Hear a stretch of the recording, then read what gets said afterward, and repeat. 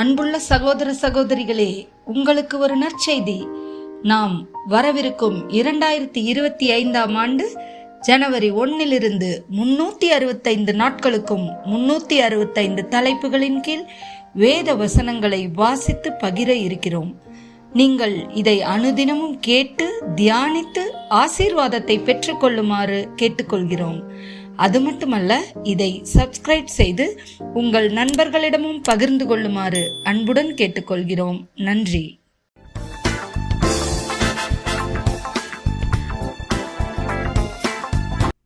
இன்று நாள் 203. தலைப்பு தலைமை. மத்தேயு 20:26-28 வரை. உங்களுக்குள்ளே அப்படி இருக்கலாகாது. உங்களில் எவனாகிலும் பெரியவனாய் இருக்க விரும்பினால் அவன் உங்களுக்கு பணிவிடைக்காரனாய் இருக்க கடவன். உங்களில் எவனாகிலும் முதன்மையானவனாய் இருக்க விரும்பினால் அவன் உங்களுக்கு ஊழியக்காரனாய் இருக்க கடவன். அப்படியே மனுஷகுமாரனும் ஊழியம் கொள்ளும்படி வராமல் ஊழியம் செய்யவும் அநேகரை மீட்கும் பொருளாக தம்முடைய ஜீவனை கொடுக்கவும் வந்தார் என்றார். 1 தீமோத்தேயு 3:1-3 வரை. கண்காணிப்பை விரும்புகிறவன் நல்ல வேலையை விரும்புகிறான். இது உண்மையான வார்த்தை. ஆகையால் கண்காணியானவன் குற்றம் சாட்டப்படாதவனும் ஒரே மனைவியை உடைய புருஷனும் ஜாக்கிரதையுள்ளவனும் தெளிந்த புத்தியுள்ளவனும் யோக்கியதையுள்ளவனும் அந்நியரை உபசரிக்கிறவனும் போதக சமர்த்தனுமாய் இருக்க வேண்டும்.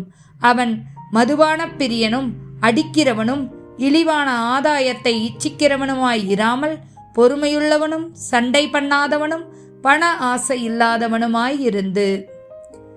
நீதிமொழிகள் 11:14. ஆலோசனை இல்லாத இடத்தில் ஜனங்கள் விழுந்து போவார்கள். அநேக ஆலோசனைக்காரர் உண்டானால் சுகம் உண்டாயிருக்கும். யாத்ராகமம் 18:21. ஜனங்கள் எல்லோருக்குள்ளும் தேவனுக்கு பயந்தவர்களும் உண்மையுள்ளவர்களும் பொருளாசையை வெறுக்கிறவர்களுமான திறமையுள்ள மனிதரை தெரிந்து கொண்டு அவர்களை 1000 பேருக்கு அதிபதிகளாகவும் 100 பேருக்கு அதிபதிகளாகவும் 50 பேருக்கு அதிபதிகளாகவும் 10 பேருக்கு அதிபதிகளாகவும் ஏற்படுத்தும்.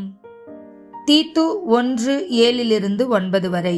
ஏனெனில் கண்காணியானவன் தேவனுடைய உக்கிராரணைக்காரனுக்கேற்ற விதமாய் குற்றம் சாட்டப்படாதவனும் தன் இஷ்டப்படி செய்யாதவனும் முற்கோபமில்லாதவனும் மதுபான பிரியமில்லாதவனும் அடியாதவனும் இழிவான ஆதாயத்தை இச்சியாதவனும் அந்நியரை உபசரிக்கிறவனும் நல்லோர் மேல் பிரியமுள்ளவனும் தெளிந்த புத்தியுள்ளவனும் நீதிமானும் பரிசுத்தவானும் இச்சையடக்கமுள்ளவனும் ஆரோக்கியமான உபதேசத்தினாலே புத்தி சொல்லவும் எதிர் பேசுகிறவர்களை கண்டனம் பண்ணவும் வல்லவனுமாய் இருக்கும்படி தான் போதிக்கப்பட்டதற்கேற்ற உண்மையான வசனத்தை நன்றாய் பற்றி கொள்ளுகிறவனுமாய் இருக்க வேண்டும்.